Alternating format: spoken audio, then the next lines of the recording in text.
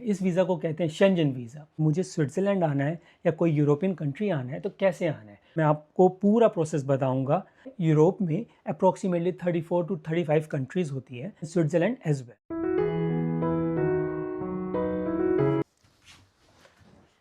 Hi everyone. कई बार मुझसे मेरे दोस्त, मेरे रिलेटिव या मेरे क्लोज़ वंस मुझसे पूछते हैं कि अगर मुझे स्विट्ज़रलैंड आना है या कोई यूरोपियन कंट्री आना है तो कैसे आना है? उस वीज़ा को कहते क्या है? कितने टाइम के लिए होता है? और क्या-क्या उसका प्रोसेस है? मेरे लिए भी कई बार थोड़ा मुश्किल हो जाता है उन लोगों को बताना, क्योंकि वो थोड़ा-सा लेंदी प्रोसेस है। तो इसी वीडियो के साथ मैं आपको पूरा प्रोसेस बताऊँगा। तो आइए शुरुआत करते हैं इस वीडियो के साथ। हाय एवरीवन, कैसे हैं आप सब? And welcome back to our channel desi mom in Switzerland. तो let's begin our video. First of all, इस वीज़ा को कहते क्या है? इस वीज़ा को कहते हैं शेंजन वीज़ा। शेंजन वीज़ा होता क्या है? यूरोप में अप्रॉक्सीमेटली 34 टू 35 कंट्रीज़ होती है। उनमें से जो 29 कंट्रीज़ हैं वो शेंजन वीज़ा में आती हैं, शेंजन कंट्रीज़ में आती हैं। फॉर एग्जांपल उसमें जर्मनी है, फ्रांस है, इटली है, ऑस्ट्रिया है एंड लिथुआनिया है। So many countries and Switzerland as well. Let me show you step by step कि वीज़ा कैसे अप्लाई करते हैं। Let's go and begin. चलिए फिर शुरुआत करते हैं स्टेप बाय स्टेप गाइड के साथ। सबसे पहले हम जाएंगे वीएफएस। वीएफएस बेसिकली बहुत बड़ा सेंटर है इंडिया में and all over the globe में। इनके 147 सेंटर्स हैं। उनमें से सबसे पहले हम जाएंगे नॉर्मल वीएफएस वेबसाइट पर, जो कि आप देख रहे हो। और यहाँ पे सबसे पहले हम क्लिक करेंगे इंडिया, बिकॉज मैं एक इंडिया का एग्जांपल ले रहा हूँ। सबसे पहले इंडिया से हम फ्लाई कर रहे हैं स्विट्जरलैंड के लिए। आप जो भी कंट्री में आप जा रहे हो वहाँ पे आप डाल सकते हो। एंड सीधा ये वेबसाइट मुझे दूसरे पेज पे ले जाएगी, जहाँ पे आप देख सकते हो 4 सेक्शंस हैं। 4 सेक्शंस डिफरेंट डिफरेंट हैं। अगर आपका सेंटर उस जगह पर नहीं है जहाँ पे आप अप्लाई कर रहे हो, तो आप यहाँ से फाइंड आउट कर सकते हो कि कहाँ पर है। एंड हमें सबसे पहले जो सेक्शन है, जो सबसे पहले हमें डॉक्यूमेंट्स इकट्ठे करने हैं, वो यहाँ से है, स्टार्ट नाउ से। बेसिकली इस कैटेगरी में आई थिंक 4 वीज़ाज़ होते हैं। पहला होता है स्टूडेंट वीज़ा, जो कि वो भी 3 मंथ्स के लिए होता है। एक होता है बिजनेस वीज़ा, एक होता है टूरिस्ट और एक होता है विजिटर वीज़ा। इनका प्रोसेस ऑलमोस्ट सिमिलर होता है, तो ज़्यादा घबराने की बात नहीं है कि इसमें क्या लगेगा क्या नहीं लगेगा, क्योंकि मेरे पास पूरी गाइडेंस है, शायद वो आपको बहुत हेल्पफुल होगी। तो आज हम जो बात करेंगे वो होगा विजिटर का और टूरिस्ट वीज़ा का। मैं स्टार्ट करूँगा टूरिस्ट वीज़ा के साथ। पहले हम सेलेक्ट करेंगे वीज़ा टाइप। आप देख लेना, इसमें सारे नाम लिखे हुए हैं। हमें जाना है 3 मंथ्स के लिए, तो 3 मंथ्स के लिए हम जाएंगे टूरिस्ट वीज़ा के लिए। टूरिस्ट वीज़ा में सबसे पहले उन्होंने बोला है कि आपको जो वीज़ा वो 90 दिन के लिए वैलिड होगा। एंड आप लाइक फॉर एग्जांपल एशियन है, ऑस्ट्रेलियन है या फिर अमेरिकन है, तो उनके लिए वीज़ा। और भी कंट्रीज़ है for example for sure, but Europeans के लिए अलाउड नहीं है वाला वीज़ा, बिकॉज वो एंट्री फ्री घूम सकते हैं यहाँ पर। तो हम दूसरे सेक्शन में जाएंगे, जो सबसे पहले आपको बताएगा वीज़ा फ़ीस कितनी है। आप देख रहे हो पर पर्सन की जो वीज़ा फ़ीस है वो है 9600 रुपीज़, अप्रॉक्सीमेटली 10,000 रुपीज़। और जो चिल्ड्रेन है 6 से लेकर 12, उनकी इतनी है 4800। और 6 से जो नीचे कम है उनकी फ्री है। आप यहाँ देख रहे हो, ये जो फ़ीस है ये वीज़ा की फ़ीस है, बट इसके अलावा जो फ़ीस है, जो वीएफएस की फ़ीस है वो 3100। ये मैंडेटरी है पे करना। और ये दो ऑप्शन सर्विसेज हैं, जो आप चाहते हो लेना तो ले सकते हो, जिसमें से एक है एसएमएस सर्विस और एक है courier service. Courier service in the sense, जब वीज़ा आपका लग जाएगा तो घर पे वो पासपोर्ट आपको डिलीवर कर देंगे विद वीज़ा। और सेकंड है एसएमएस। एवरी स्टेप में कहाँ पे आपका वीज़ा लग रहा है, कितने दिन लगेंगे, तो वो 450 में आपको बता देंगे। ये आपकी ऑप्शनल है, ये आप चाहते हो लेना ले लेना। उसके अलावा जो मेन चीज़ है वो है डॉक्यूमेंट रिक्वायर्ड। डॉक्यूमेंट रिक्वायर्ड में सबसे पहले हम यहाँ पे क्लिक करेंगे, तो जो मेन है, क्योंकि हम फ्लाई कर रहे हैं इंडिया से और जा कहाँ रहे हैं स्विट्ज़रलैंड, तो वो पूरे का पूरा जो शेंजन वीज़ा है वो आपका यहाँ पे आ जाएगा कि आपको क्या क्या डॉक्यूमेंट चाहिए। सबसे पहले आपको बोल रहा है वैलिड नेशनल पासपोर्ट है। मैं पूरा पढ़ सकती हूँ क्या वो मांग रहे हैं। बेसिकली 10 साल से पुराना आपका पासपोर्ट नहीं होना चाहिए और 3 महीने की उसमें वैलिडिटी होनी चाहिए। अगर आपका पुराना पासपोर्ट है जो कि 10 साल से पुराना है, तो इट्स ऑलवेज नाइस कि उनको वो आप वो भी सबमिट कर दें। उसके अलावा एक पासपोर्ट साइज़ फ़ोटो है। ये पासपोर्ट साइज़ फ़ोटो कितने साइज़ की है ये देखो, आप लिखा है 35x40। इसमें आप देख सकते हो क्लिक हियर करके कि यहाँ पे जो साइज़ है, I think it's over here. Yes, तो यहाँ पे आप देख सकते हो, यहाँ पे वो बता देंगे कि ये जो साइज़ है फ़ोटो का ये ऐसा होगा। और आपकी जो फ़ोटो है 70 to 80% फ़ोटोग्राफ होनी चाहिए। एंड इसके अलावा 6 महीने से पुरानी नहीं होनी चाहिए। ये जो कैमरा मैन है, जो फ़ोटोग्राफ़र्स हैं, वो आपकी बेसिकली वो जानते हैं। आप उनको नाम बताओगे कंट्री का, उसी अकॉर्डिंग वो बना के दे देंगे। एंड इसके अलावा 2 आपके पास फ़ोटो होनी चाहिए, विच इज़ नाइस। 1 वहाँ पे पेस्ट कर देना और 1 वहाँ पे अटैच कर देना डॉक्यूमेंट के साथ। वो मैं बताता हूँ कहाँ पर। उसके अलावा जो चेकलिस्ट है, फिर हम आगे जाते हैं। 2 चीज़ें हो गई हैं। तीसरा है वीज़ा एप्लीकेशन फॉर्म। इसको आप डाउनलोड करोगे यहाँ सर, ये जाओगे शेंजन वीज़ा एप्लीकेशन फॉर्म पे जाओगे, इंग्लिश एंड जर्मन में जाओगे। ये ईज़ी टू अंडरस्टैंड है, यहाँ पे हर चीज़ इंग्लिश में लिखी हुई है। अगर आप देखोगे, ये फैमिली नेम, सरनेम, ये आप अकॉर्डिंग टू द पॉइंट्स आप सब भर देना यहाँ पर। डिफ़िकल्ट नहीं है, अगर आपको लगता है डिफ़िकल्ट है तो जेमिनी या चैटजीपीटी से आप पूछ सकते हो, कोई भी सेक्शन में इतना मुश्किल नहीं होगा आपके लिए। आपको वहाँ पे मांगा होगा कि आपको मल्टीपल एंट्रीज चाहिए, सिंगल एंट्री चाहिए, तो I ask miss I tell you कि आप मल्टीपल एंट्रीज रख देना, कोई इशू नहीं है उसमें भी। वो सिंगल एंट्री आए मल्टीपल आए कोई इशू नहीं है उससे, वैसे मेनली मल्टीपल ही आता है। तो यहाँ पे आप साइन करके कर देना। बट इन केस आपका बच्चा छोटा है, फॉर एग्जांपल वो माइनर है, तो उस केस में जो गार्डियंस है, फॉर एग्जांपल पेरेंट्स या दादा दादी, वो उससे सिग्नेचर्स कर सकते हैं वहाँ पर। एंड फिर आगे बढ़ते हैं। आगे बढ़ने के साथ साथ फिर हम जाते हैं, जो हमारी चेकलिस्ट है ये यहाँ पर, ये रही। उसके बाद मांगा है आपका इंट्रोडक्शन लेटर। बेसिकली अगर आप किसी भी कंपनी में काम कर रहे हो तो जो उसका लेटर हेड है उस पर आप बताओगे, जो कंपनी का एचआर है आप उसको बोलोगे कि मैं स्विट्ज़रलैंड जा रहा हूँ, तो उसके अकॉर्डिंग वो एक लेटर हेड पे बनाएगा कि आप इतने साल से यहाँ इस कंपनी में काम कर रहे हो, आपकी ये डेजिग्नेशन है, and we allow this person to go on a vacation. जितने भी दिनों के लिए है आप उतने दिनों के लिए उस पर लिख देना, मेंशन कर देना।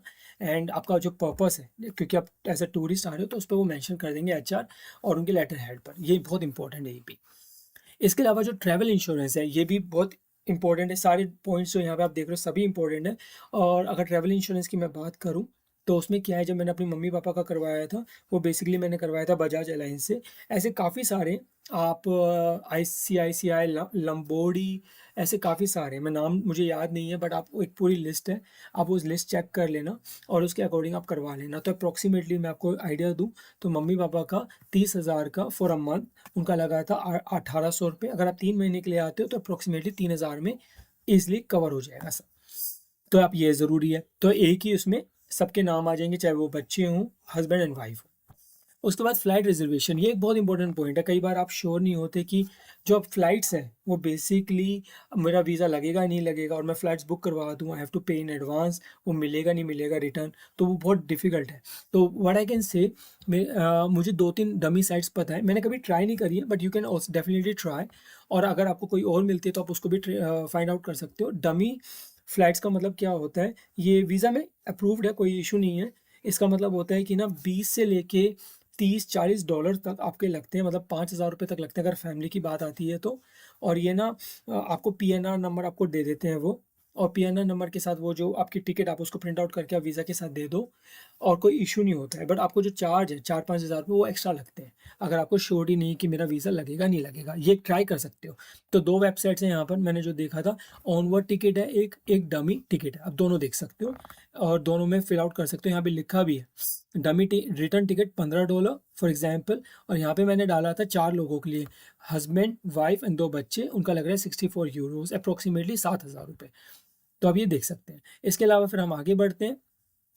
प्रूफ ऑफ एकोमोडेशन, ये भी एक मस्ट है, और इसके लिए आप booking.com यूज़ कर सकते हैं, बहुत रिनाउंड वेबसाइट है। वहाँ पे आप जाके जहाँ जितने दिन का आपका स्टे है आप वो बुक करवा सकते हो, और बुक करवाने के साथ साथ फॉर एग्जांपल अगर आपको बाद में उसको कैंसिल भी करना है वो भी कर सकते हो, which is much easier.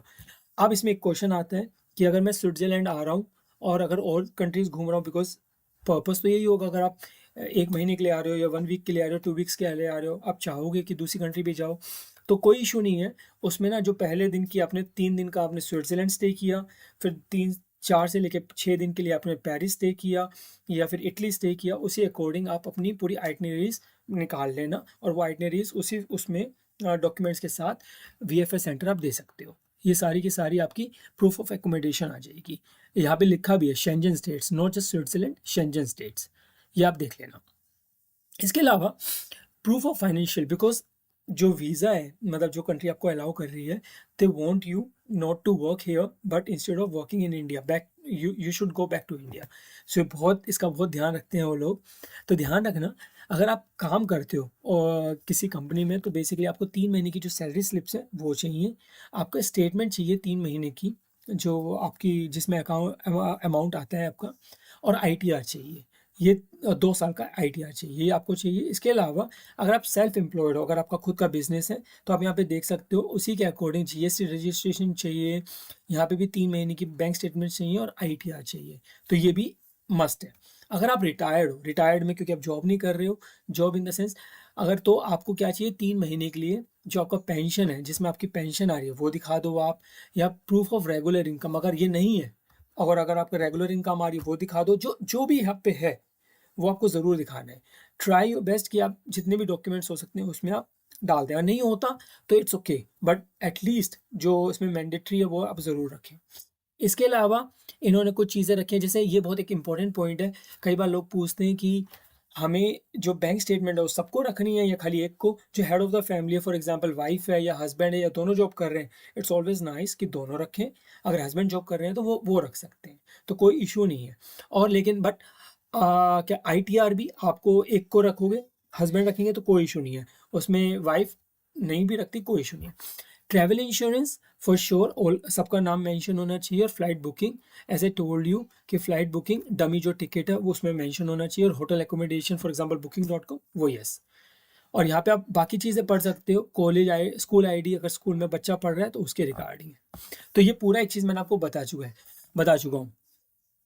And इसके अलावा जो मेरा मेन पॉइंट है, और फिर हम बैक जाते हैं, जो सेकंड वीज़ा मैंने आपको बोला था एज अ विजिटर वीज़ा। कई बार जो विजिटर वीज़ा उनके लिए होता है जिनकी फैमिलीज या लाइक क्लोज फैमिलीज या चाचा चाची या भाई कोई दूर रहता है, उस कंट्री में रहता है और वहाँ पे विजिट कर रहे हो, उनके लिए विजिटर वीज़ा बना है। इसमें सारा प्रोसेस सेम है, अगर आप देखोगे उतने ही आपके पैसे लग रहे हैं, कोई चेंज नहीं है उसमें। डॉक्यूमेंट्स रिक्वायर्ड, इसमें बस डॉक्यूमेंट्स का थोड़ा सा चेंज है, जो कि मैं आपको बता देता हूँ क्या है। अगर आप देखोगे पासपोर्ट सेम है, फ़ोटो सेम है, वीज़ा एप्लीकेशन भी ऑलमोस्ट सेम ही होगा, ज़्यादा डिफरेंस नहीं होगा। Introduction letter as I told you कि आपको वही रखना है। इसके अलावा जो इनविटेशन लेटर है, ये एक बहुत अच्छा है कि ना जो बंदा बुला रहा है, फॉर एग्जांपल जब मैंने अपनी मम्मी पापा को बुलाया था, तो I made an invitation letter कि मैं अपनी मम्मी पापा को बुला रहा हूँ and I am sponsoring them. मतलब अगर उनका कोई भी खाना है, यहाँ पे रहना है, घूमना है, तो I am there for them, कि मैं उनको घुमा रहा हूँ and they can enjoy with me, they can live here, तो नो प्रॉब्लम। उसके लिए बस मेरे को क्या है, मेरे को अपनी तरफ से अपना जो अपार्टमेंट है उसका जो कॉन्ट्रैक्ट है मुझे वो देना पड़ा, बिकॉज मेरे को यहाँ आप booking.com से कर नहीं सकते क्योंकि वो मेरे साथ रहेंगे। इसके अलावा इनविटेशन लेटर देना पड़ा, तो ये 2 चीज़ें इंपॉर्टेंट है उनके लिए। बाकी चीज़ें ऑलमोस्ट सेम है। And travel insurance as I told you, आप इसको फिगर आउट कर सकते हो। एंड फ्लाइट रिजर्वेशन वो भी हो गया सेम, कोई चेंज नहीं है इसमें, कोई चेंज नहीं है इसमें भी, कोई चेंज नहीं है, सेम वही है। इसके अलावा जो फॉर्मेट है, मैं आपको 2 फॉर्मेट दिखा देता हूँ जो कि आपके लिए लाइक ईजी होगा। You can copy it and you can change it accordingly. मैं पहले आपको दिखाता हूँ इनविटेशन लेटर जो मैंने अपनी मम्मी पापा के लिए बनाया था। ये for example embassy of Switzerland Delhi के लिए मैंने बनाया था, जो हमारी एम्बेसी है स्विट्ज़रलैंड की वो दिल्ली में है, उनके लिए बनाया था। यहाँ पे मैंने पूरा लिख दिया था, आप इसको पूरा कॉपी कर सकते हो। मैंने यहाँ पे अपनी चीज़ें लिखी हैं थोड़ी बहुत, बट आप उसको चेंज कर सकते हो यहाँ पे। और यहाँ पे डिटेल्स ऑफ मी, जब मैं बुला रहा था मम्मी पापा को तो उनके मैं अपनी पूरी डिटेल्स लिखी थी, कहाँ पे रहता हूँ, और मैंने जो भी चीज़ें हैं जो मेरे को देनी थी उनको, फॉर एग्जांपल मेरा जो पासपोर्ट था, ये सारी जो डॉक्यूमेंट्स है, क्योंकि मैं उन विजिटर है वो, तो ये सारे डॉक्यूमेंट्स मेरी तरफ से होंगे। ये पासपोर्ट है, रेसिडेंस परमिट है, जॉब कॉन्ट्रैक्ट है, सैलरी स्लिप्स है, bank statement and apartment contract, as I told you. और ये आप पूरा कॉपी कर सकते हो चाहे तो, एंड इसके अकॉर्डिंग आप इसको बना सकते हो। मैं यहाँ पे 2 सेकंड का पॉज ले लेता हूँ। ठीक है, फिर इसके बाद आगे बढ़ते हैं। एक और है कवर लेटर। कवर लेटर ये मम्मी और पापा की तरफ से होता है, या जो लोग आ रहे हैं, जो टूरिस्ट आ रहे हैं या विजिटर आ रहे हैं, दोनों एक कवर लेटर ज़रूर तैयार करें। दोनों के दोनों आप ये देख रहे हो, ये जो कवर लेटर है पूरा का पूरा मम्मी ने और पापा ने दोनों तैयार किया था। उन्होंने लिखा था कि हम अपने बेटे के पास जा रहे हैं, वहाँ पे इतने दिन के लिए रहेंगे, एंड उसके अलावा हम इस कंट्री विज़िट करेंगे, एंड हमारा कोई ऐसा क्रिमिनल रिकॉर्ड नहीं है, वी बिलोंग फ्रॉम हेयर, हम वापस आएंगे, and we are going just for the visit. तो ये पूरा का पूरा आप ये भी कॉपी कर सकते हो चाहें तो आई होप ये आपके लिए बहुत हेल्पफुल होगा। इसके अलावा, और जब ये आपने सारे डॉक्यूमेंट्स इकट्ठे कर लिए जो रिक्वायर्ड थे, इसके अलावा इसके बाद आप क्या करोगे, इसके बाद आप बुक एन अपॉइंटमेंट करोगे। आप चाहो तो पहले भी कर सकते हो, but ask you to do it later. आप यहाँ से बुक एन अपॉइंटमेंट करोगे और अपना I think email ID and सारा बनाओगे, यहाँ पे साइन इन करोगे, नहीं है तो आप बनाओगे, और उसी अकॉर्डिंग अब जो आपको डेट मिलेगी आप खुद सेलेक्ट कर सकते हो, टाइम सेलेक्ट कर सकते हो, वो डॉक्यूमेंट्स ले जाके उनको आप सबमिट करोगे, उनकी जो फीस होगी वीएफएस की वो दोगे, एंड देने के बाद you have to wait approximately 2 से लेकर 3 हफ्ते लग जाते हैं। जो मेरे मम्मी पापा का है उनका 2 हफ्ते में आ गया था, तो मुझे लगता है लगभग 3 हफ्ते में आपका जो वीज़ा है वो आ जाएगा। तो यही जो सारी डिटेल्स थी, आई होप ये सारी आपके लिए यूज़फुल होगी and it will work out.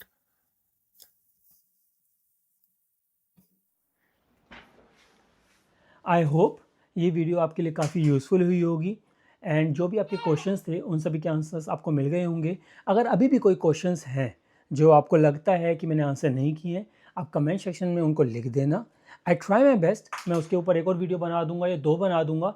Otherwise अगर कोई छोटा क्वेश्चन होगा या कुछ नॉर्मल होगा तो मैं उसका कमेंट भी कर दूंगा। विद दिस आई होप ये वीडियो आपको अच्छी लगी हो। So thank you so much for watching this video. I hope आपको सभी क्वेश्चंस के आंसर मिल गए हो and take care, stay safe, bye bye.